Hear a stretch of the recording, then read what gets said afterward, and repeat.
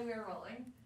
Okay, hi everyone. So, can you kind of introduce yourself to our readers and audience? Yeah, my name is Deepti Patty. My name is Natalie, and we were on season 2 of Love is Blind. So, can you guys tell me why you joined this reality show? Yeah, I think honestly, I just wanted to find a unique love story. I wanted someone to fall in love with who I truly am on the outside without my physical appearance being a factor. And I mean, I know it plays a role, but it not being the most important thing. Yeah, I think for me, prior to doing the show, I was stereotyped very often, being an East Asian woman. And so I wanted to go through an experiment where I wouldn't be judged based on, my ethnicity, my race, and how I looked. Can you talk about how you are being judged as an Asian American before you came to this reality show? Yeah, I think that there's like unfair stereotypes on East Asian women, but I think Asian women in general, specifically in the US, that we tend to be more quiet, we tend to be less career oriented, and so I feel like when I was dating, those were some things that men thought I was like, where I was a bit more quiet, and I didn't wasn't a priority for me, and that's the opposite of who I am. How about Deepti?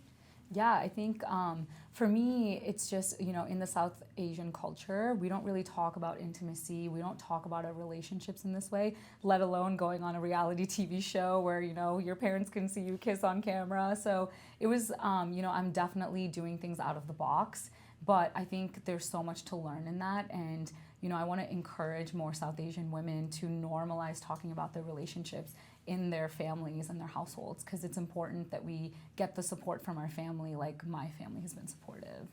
So before the show, so do you think that, what kind of man that you want to find? Mm-hmm. Or after that, do the man really meet your expectation? Yeah, I think, that's an interesting question because I tend to fall in love with potential a lot. And so I think this show has made me really realize that you need to stop looking at the potential and you have to really figure out what it is that you want out of a partner and what types of characteristics that you're looking for that are compatible with yours, and how really talk about your values. And I think you have to prioritize certain things in a relationship instead of just saying, oh, like, he's attractive and I'm very attracted to him, and so that's why I want to pursue this relationship. Yeah, I think before the show I thought I knew what I wanted, and then going into it and going through the experiment I realized there's so many different things that I want. And that's something I took away from the show is the things that I thought mattered, like how someone dresses and what type of job that they have, it actually doesn't matter at the end. Mm-hmm.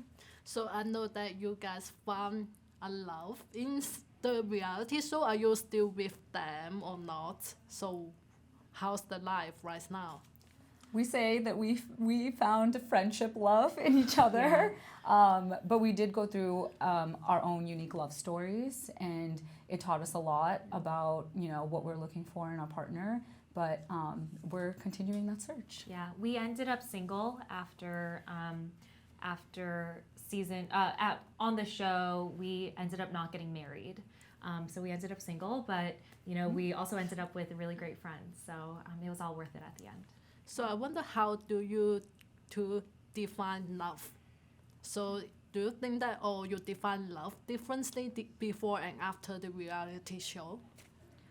I don't know if I define love differently, but I think how I find love and like that true type of love, but also what I want out of a relationship and partner, that has completely changed after going through the experiment.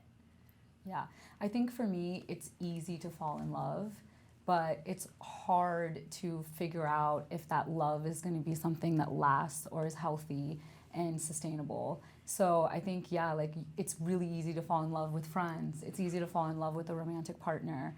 But, I think it's important that you look within to see if that love is something that's going to help you grow as a person, and is it going to last? I just wonder if the reality show, if this show changed your life after that. Yeah, I think our lives are definitely different. Our outlook on love has kind of changed a little bit. We know we're more cautious, I think, and I'm speaking for us, but like, in general, I think, but vulnerability is so important, and you should put yourself out there, and, don't let your heart get hardened by by hard things, because in fact it should just soften, and how you look at love should change, and know that it exists, and we're just, living our best lives and hoping that we find that. Yeah, and life has changed in that overnight we've gone from being very private people to having so much attention on us. Mm-hmm. And so at first it was very overwhelming, but I think the best part of all of this, and having gone through the show and that public attention, is being able to inspire other people and have people resonate with us, especially us as Asian women, and having our stories told on screen, but also the opportunities we've had, to kind of enjoy really special moments together, like being invited to soccer games or things like that. So that's been very fun. So, overall it's been an amazing experience. Do you think that finding a love, a true love, is really challenging or difficult? I think for us, based on my experience on the show, I don't think it's difficult per se, but I think you have to go into it really knowing what you want. And I think that's what Love is Blind really showed us. Like, what do we truly want from a partner and relationship? So hopefully moving forward, it gets easier for us. But, I think that's what made it difficult for at least me on the show, is kind of always assessing, is this who I want to be with? I'm a hopeless romantic, so I think true love definitely exists, and it's out there. And some people are very lucky, they find it young, but some people find it later in life. And so, don't put any expectations on it. And I think, the right types of things will always come into your life. Natalie, I have one question for you. So I wonder, what is your background? So does the family background affect you to find your love?